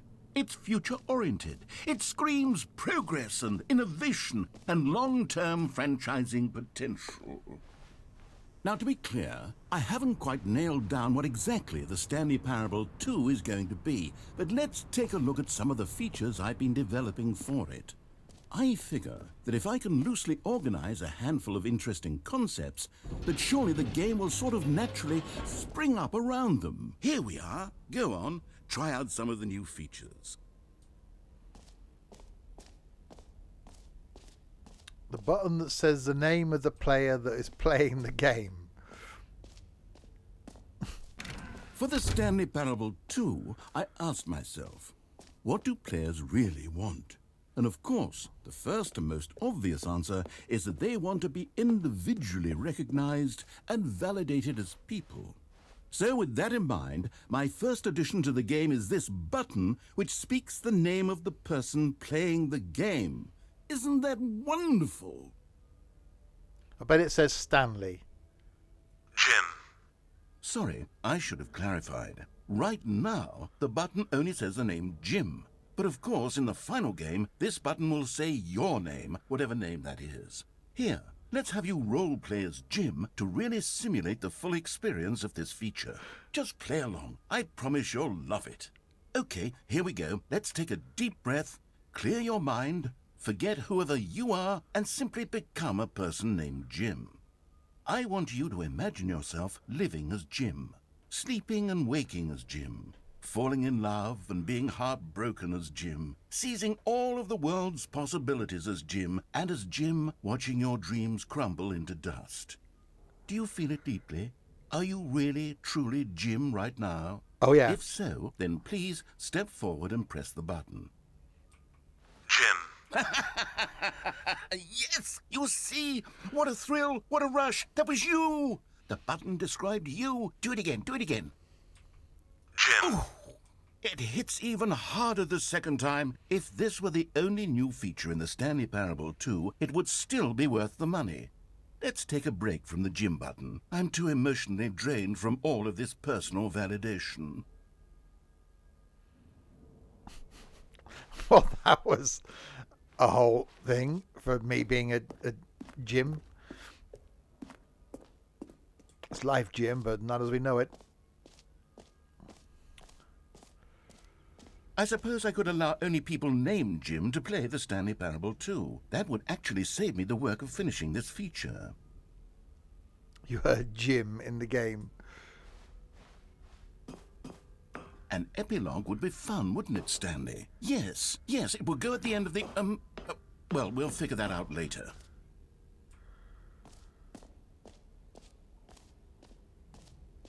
Okay. Infinite hole, free achievement. Okay.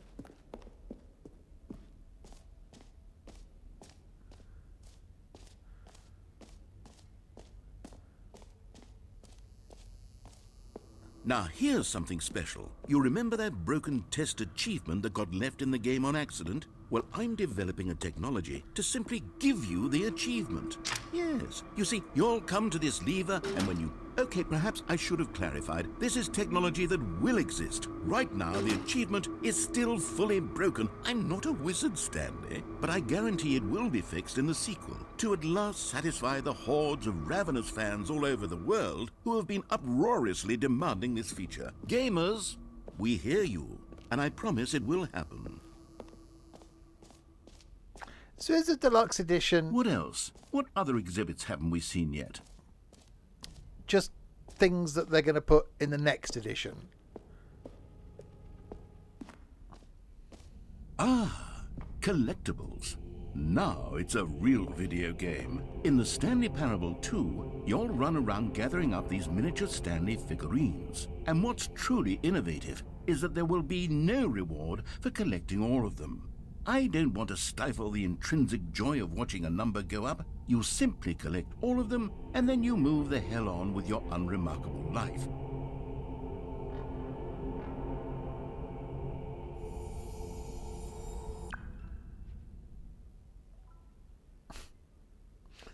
That's a thing.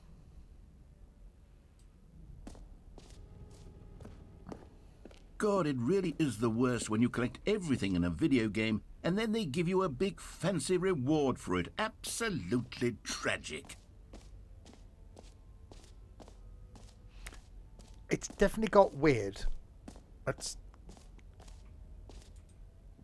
definitely got weird. Okay, I'll be honest, I haven't yet decided on this one. I think that in the new version, the office could use a bit of decoration, like balloons. But I'm undecided on Get Well Someday and Happy 12th Birthday. Which would you go with? Okay, I'm now trapped in here. Oh, I'm not. Happy 12th birthday. You know, sometimes when you solicit another person's opinion, it makes you realize that you knew which one you actually really wanted all along.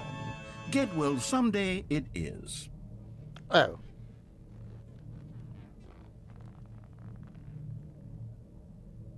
Okay. Or actually, maybe I should have gone with... No, I've made my decision. We're moving on. You know what? let's bring the jump circle back for Stanley Parable 2 as well. It's... Oh, wait. You already spent all your jumps the first time we saw the jump circle. Oh, well. I suppose it can just be a nice decorative piece, then. Yep, can't jump.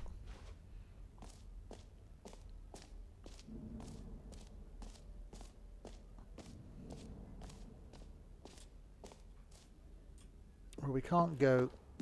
We've been up... Is there anywhere I haven't been yet, then? Oh, up there. Hang on.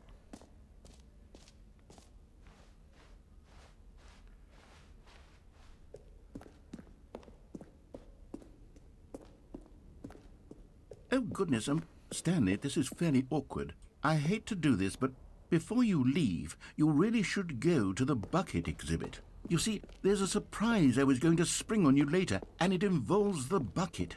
And I really do hate to break the illusion, but it's important that you go see the bucket, okay? All right, I'll get out of your hair now. The bucket?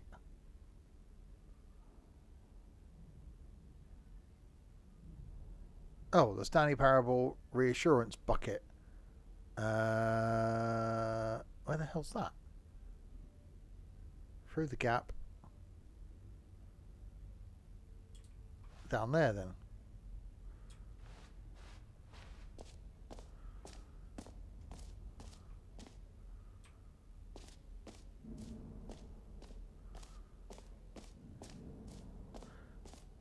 I think the original thing was, well, I want to say better. Stanley, here's an idea that I'm truly fond of. It's never been done before in a video game. This is, in fact, a hole that you can fall down forever. That's right. Infinite falling. You can fall until the end of time, if you like. A stunning leap forward for video games as a medium. You see, isn't it wonderful? One of my more ingenious concoctions, if I do say so. Now then, since you've gotten to see the infinite hole, you can press the teleport button to pop back up to the top, and we can continue onward.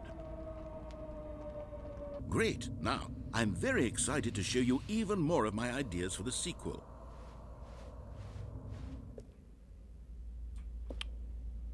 That was a thing. As things go, it was definitely a thing. Right. So it's just the bucket, which I thought that was in there, actually, but obviously not. How have I missed the bucket?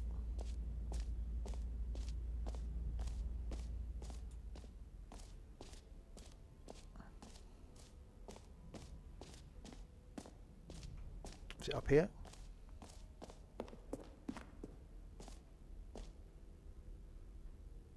Ah, Stanley Parable reassurance bucket up there. No, okay, not that way then. How do I get up the big stairs? That'd be where I was supposed to go then. Up the big stairs.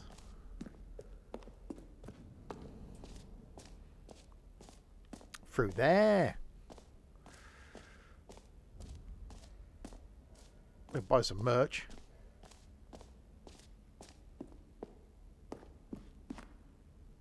A common complaint of the Stanley Parable was that it was confusing and paradoxical, that it engendered a chaotic sense of reckless despair in those who played it. Well, I'm happy to say that after much consideration, I've engineered a clever solution to this fundamental problem with the game.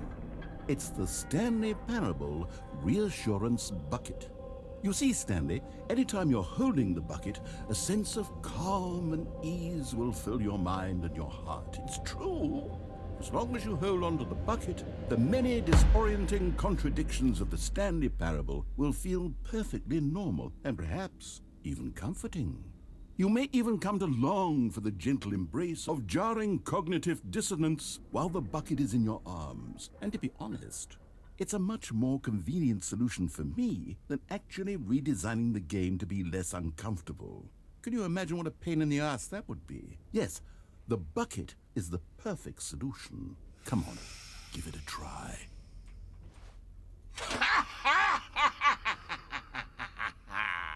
Can you feel it? The glow of comfort, even in the face of crushing despair, must already be sweeping through your body. And in fact, can I say that I do believe the bucket lends you an air of charisma as well? I think that just holding it has made you the slightest bit more attractive as a person. The benefits of the bucket seem to go on, don't they? All this and more await you in the Stanley Parable 2.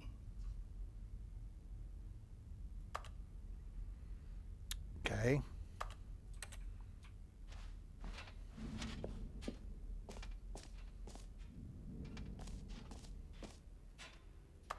Does anyone give out awards for most enjoyable bucket in a video game? That really should be an award if it isn't already. I just now appear to be wandering around holding a bucket.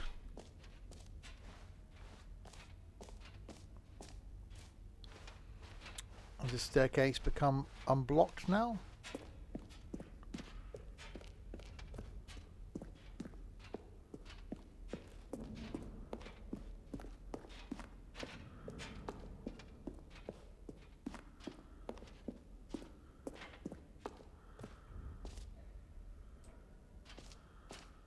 So, Stanley, what do you think? Do you like all of the new features? Yes, I know it's not exactly clear yet how exactly these features will come together as one single coherent video game, but I can feel it in my soul. It's going to work. There's definitely a good game in there somewhere. Say, let's do an experiment. I'll arrange these new features together, and we'll see whether or not it coheres into a meaningful gameplay experience. Okay, are you ready? Here it is. I give you the Stanley Parable 2.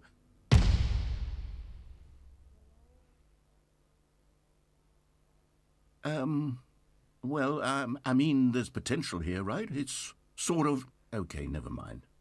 Hold on, let me do a different arrangement. Okay, yes, this is much better. I feel good about this. Here we go. Version 2. Who am I kidding, Stanley? This isn't a coherent video game at all. It's a lot of gags. And I do very much enjoy creating gags, but they don't add up to anything. I wanted more than anything to create a sequel that would capture all the magic of the first game. I wanted fans to love it. No matter how good these gags are, they won't stand on their own. They would need the structure and the gameplay of the original. Wait, maybe that's it. I can take the original Stanley Parable and simply, well, insert a few of my new features into it. Tastefully, of course. With respect. With care for the vision and integrity of the original game. Would it possibly work? I suppose it could. But it would need a really, really tremendous title screen. A title screen that says with bold and uncompromising conviction, "This is the Stanley Parable 2. Let me see if I can whip something up. All right, perfect. Go ahead. Take a look.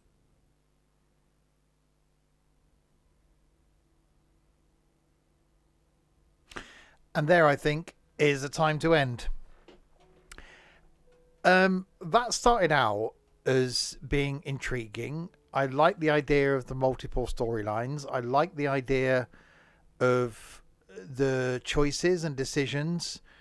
I didn't think that the deluxe version was going to be about 45 minutes of talking about features for the second version of the game. That's when it lost my interest. Basically, not a game I don't think I'd ever play again. Interesting, yes. Different, certainly.